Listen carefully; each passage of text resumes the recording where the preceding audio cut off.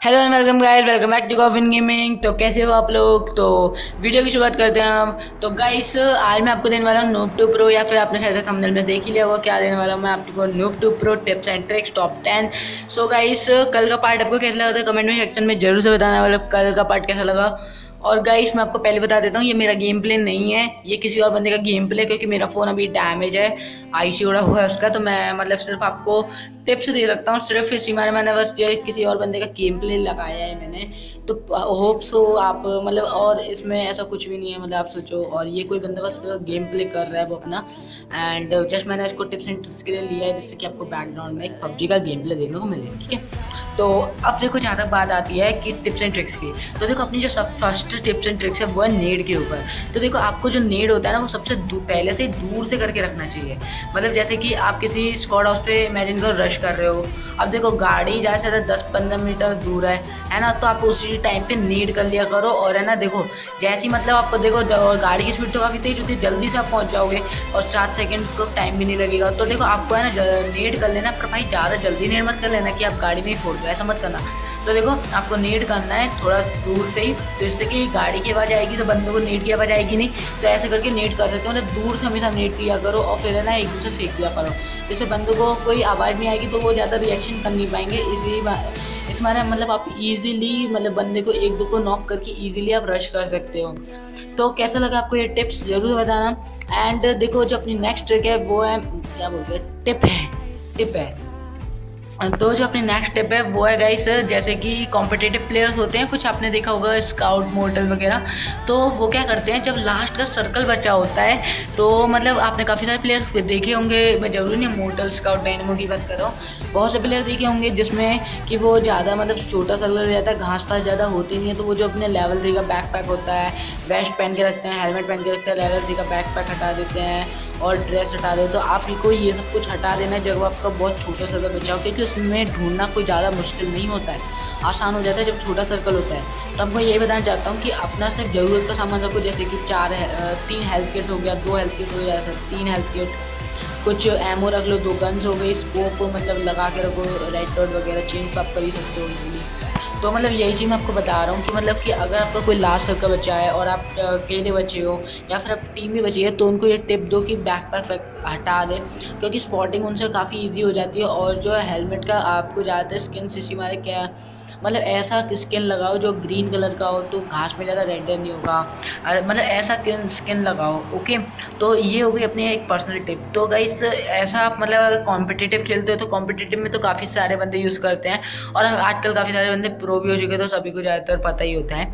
तो जिनको नहीं पता था उनके लिए अच्छी बात है, मैंने उनको बता दिया। एंड ये एक ट्रिक वो टिप हो गई।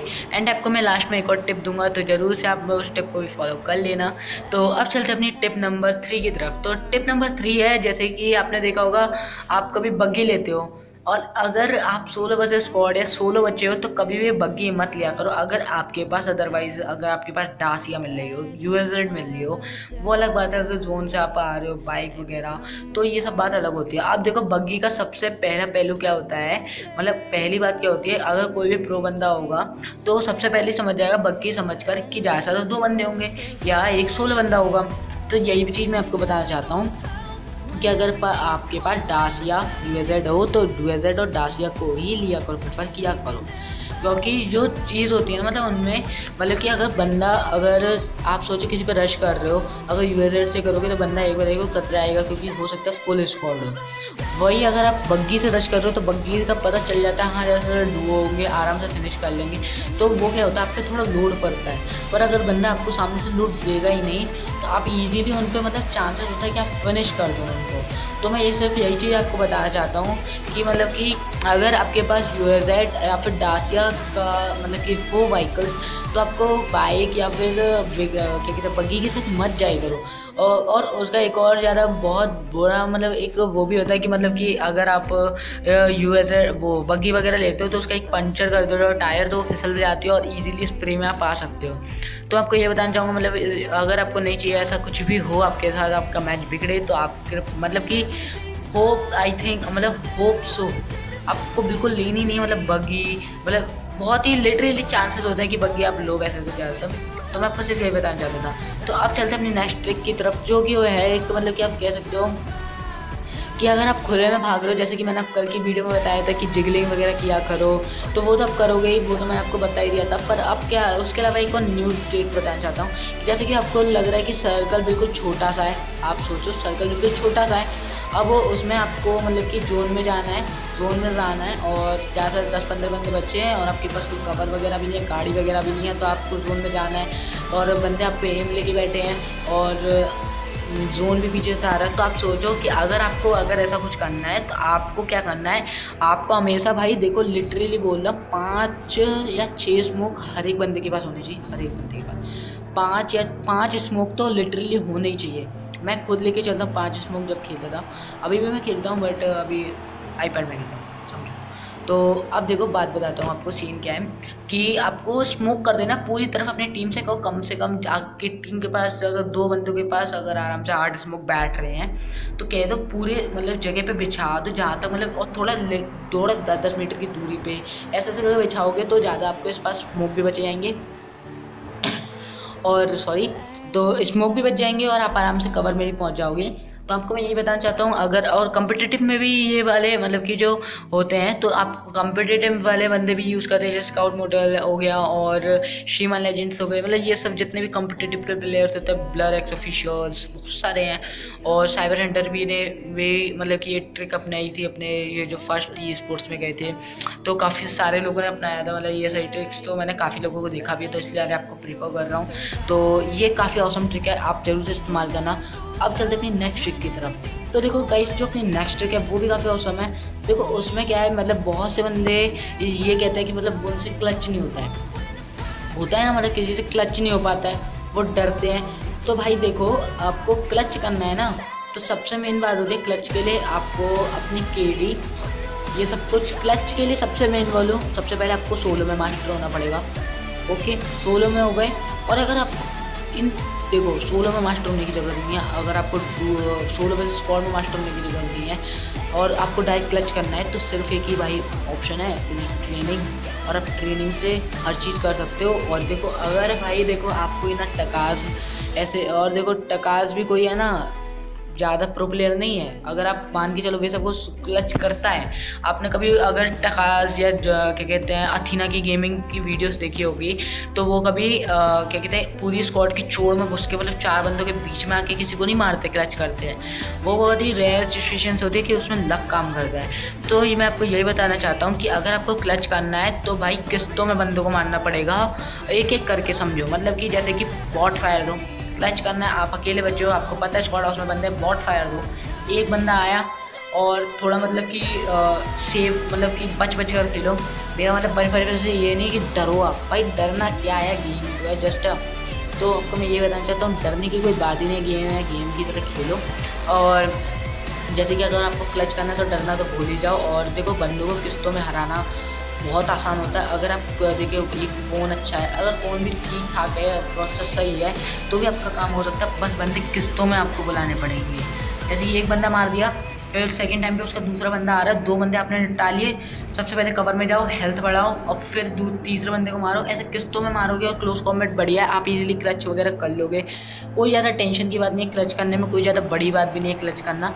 अब चलते हैं अपनी नेक्स्ट ट्रिक की तरफ, टिप की तरफ, पता नहीं क्या बोलते हैं टिप तो देखो अपनी जो नेक्स्ट टिप है, तो बंदे क्या सोचते हैं कि मतलब देखो आपको मतलब कि जैसे कि होता नहीं है कि बंदे सोचते हैं कि मतलब उनको कैसे समझाऊँ आपको, मतलब कि जैसे कि बंदे किसी एक गन पे मास्टर करे हुए हैं, अगर देखो आपके पास मास्टर में SMG यूजी है तो आप हमेशा यूजी को चुनो। आप किसी जैसे कि देखो आपको पसंद है M4 उठाइए आपने +3x, और अगर आपको आगे जाकर मिल जाती है ऑग, तो गाइस देखो अगर आपको ऐसा सोच में पड़े आते हो ना, तो जो आपकी फर्स्ट गन है तो ज़्यादा सोच में मत पड़े करो, जो आपकी गन आपके पास है उसी से क्लोज कॉम्बैट में मास्टर हो सकते हो आप। आपको किसी भी लेजेंडरी गन की या ड्रॉप गॉड गन्स की ज़रूरत नहीं है, किसी के पास ग्रोजा क्यों ना हो। बस एक बात होती है, अगर आपके पास दूसरे बगल वाले के पास वो MK14 है तो भाई कुछ ही नहीं कर सकते। MK14 भाई बहुत ही लिटरली बोल रहा, बहुत ही पावरफुल गन है भाई, 8 लेवल में कुछ नहीं है।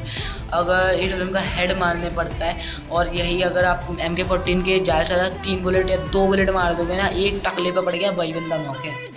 एक MK14 के सामने कुछ नहीं, क्योंकि फायर रेट बहुत ओपी है उसका। तो अगर आपको MK14 मिलती है तो भाई ऑब्वियस सी बात है आपको MK14 उठानी है। बट अगर आपके पास मैग है तो ज़रूर से उठाना, वरना नहीं है तो भूल जाना, वो अधिक रेयरली फिर काम कर पाएगी आपके लिए। 20 एमओ तो हो जाता है यूज़। तो मैं आपको सिर्फ यही सिचुएशन में बताना चाहता हूँ कि अगर आपके पास मतलब कि आपको मतलब ड्रॉप वेपन, और जैसे कि कोई बंदा देखो आपकी टीम में रशर है, तो और अगर आप कैप्टन हो तो भाई देखो रशर जो होता है उसको लेजेंडरी गन्स की ज़्यादा ज़रूरत पड़ती है, क्योंकि वही गोली खाता है सबसे पहले। और अगर आपको नूब टू प्रो बनना है तो भाई आपको ये सारी टिप्स फॉलो करनी पड़ेगी। तो चलते हैं अपनी नेक्स्ट ट्रिक की तरफ। तो देखो अपनी जो नेक्स्ट ट्रिक है उसमें आपको मैं बताता हूँ, जैसे कि आपने कॉम्पिटेटिव प्लेयर्स को भी देखा होगा। भाई कॉम्पिटेटिव प्लेयर्स इसलिए बोलता हूँ क्योंकि मतलब कि बोल रहा हूँ क्योंकि इसमें काफ़ी सारे कॉम्पिटेटिव प्लेयर्स की टिप्स है, और 3-4 मैंने आपको बता भी दी। तो ये इसी में से एक वो टिप है। तो देखो अपनी जो नेक्स्ट टिप है उसमें आपको बग्गी लेके तो कभी भी नहीं चलना है, जैसे कि मैंने आपको बताया था पिछली मतलब कि अगली टिप में। तो देखो बग्गी का मुझे मतलब वो नहीं है। देखो बग्गी से आपको मतलब कि ये तो पता चलता ही है बंदों को कि सोलो डुओ, पर आपको मतलब देखो बग्गी से ना आपको ढंग का कवर मिल सकता है। अगर आपका बग्गी का टायर फूटा एक भी तो बग्गी से ना आपको ढंग का एक कवर मिल सकता है।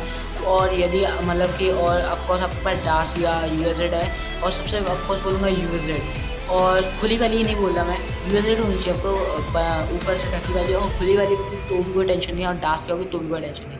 आपको दोनों से ही एक परफेक्ट कवर मिल सकता है। अगर आपकी कार से फूटने वाली है तो आपको खुद से दूर जाके फूट देना है।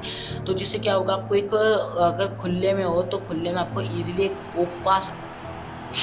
ओपी से कवर मिल जाएगा। I am so sorry sorry guys sorry. तो ओपी से कवर मिल जाएगा। तो हमको ये बताना चाहता हूँ कि अगर आपके पास डासिया वगैरह है तो आप इजीली उसको ही चुनो। डासिया वगैरह से आपको कवर वगैरह मिल जाता है, और USZ से भी। तो गाइस अगर वो वीडियो पसंद आई तो प्लीज़ सब्सक्राइब कर दें चैनल को। अगर सपोर्ट करना चाहते हो ना भाई, लाइक से कुछ नहीं होता। अगर आप पुराने हो तो लाइक जरूर करना, आपको वीडियो पसंद आए तो। अगर आप न्यू हो तो सपोर्ट करना चाहते हो सब्सक्राइब जरूर करना। एंड योर IG से रेंजर रैक्स शाइनिंग ऑफ।